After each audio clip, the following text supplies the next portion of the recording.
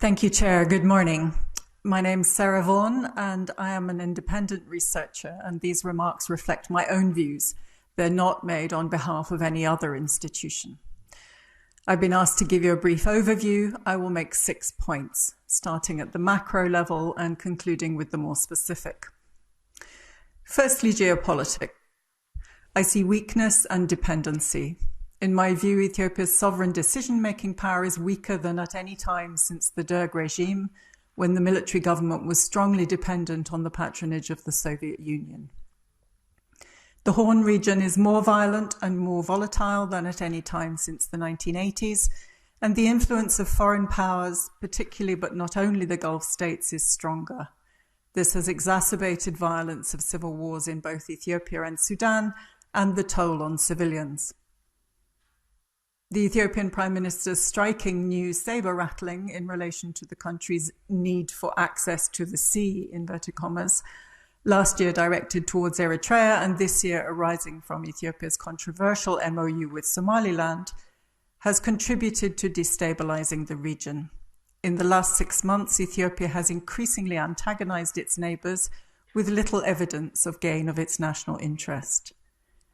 Secondly, the economic picture, which is also one of dependency, here just about averting collapse.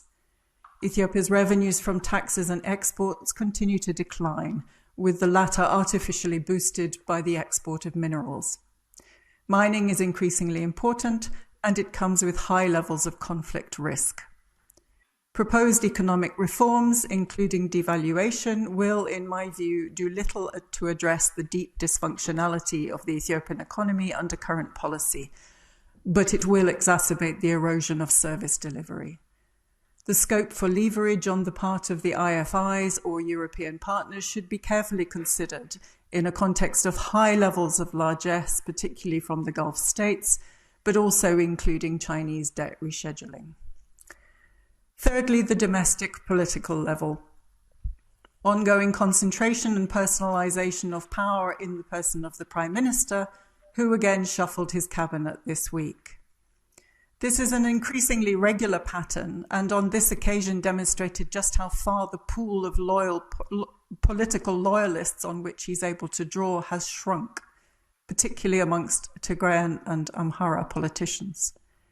Over the last 6 months, prominent Oromos and Amharas have withdrawn from the ruling Prosperity Party, and along with key opposition figures, many are now based outside the country or jailed. Fourthly, the erosion of state delivery capacity. One of the most important and least talked about effects of the last decade of underfunding and political centralization has been the disintegration of local state delivery capacity in health, education, agriculture, or relief. One of Africa's most effective developmental states is now subject to widespread inertia, corruption, or collapse at the micro level. Many of the data sets key to performance evaluation have been discontinued or eroded. Fifthly, I agree with the pessimism already expressed in the introductory remarks. Unresolved domestic conflict continues in at least 3 important regions to drain the resources of the country and boost human rights abuses. In Amhara, a popularly supported but fragmented insurgency has seen the army deployed since August last year in an increasingly bloody campaign. As has been noted, a 6-month state of emergency was recently renewed, and on the 29th of January, between 50 and 80 individuals are believed to have been killed at a town near the regional capital. Unconfirmed reports indicate execution-style killings by the army going door to door. This is not a war which can be won militarily, and it is unlikely that it will be resolved by negotiation in the near future. Secondly, in Oromia, the 5-year insurgency of the Oromo Liberation Army in the west came close to a negotiated settlement in November last year, after weeks of work between the OLA and the military, before failing at the last minute. Fighting continues. In both of these regions, the government has closed the internet, and journalists have been precluded from travel and arrested. In Tigray, although the cessation of hostilities agreement has held since November 2022 with no fighting between the signatories, key tenets have not been implemented, notably the return of nearly 1 million IDPs to Western Tigray. Frustrations between Tigrayan and federal authorities are escalating, with many Tigrayans seeing an ongoing federal prosecution of war by other means over the last year. Finally, the return of starvation and famine.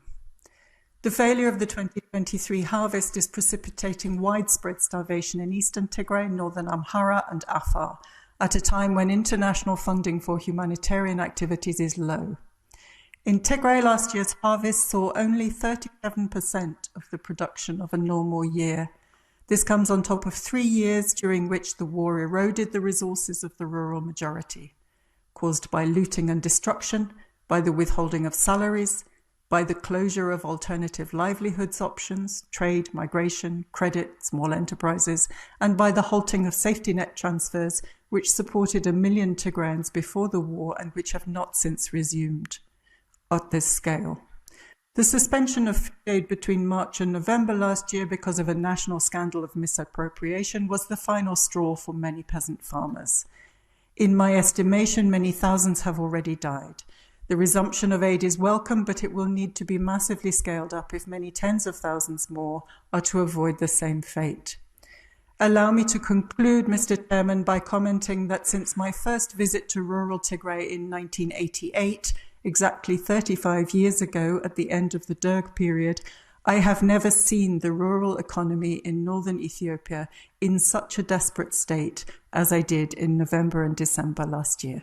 Thank you.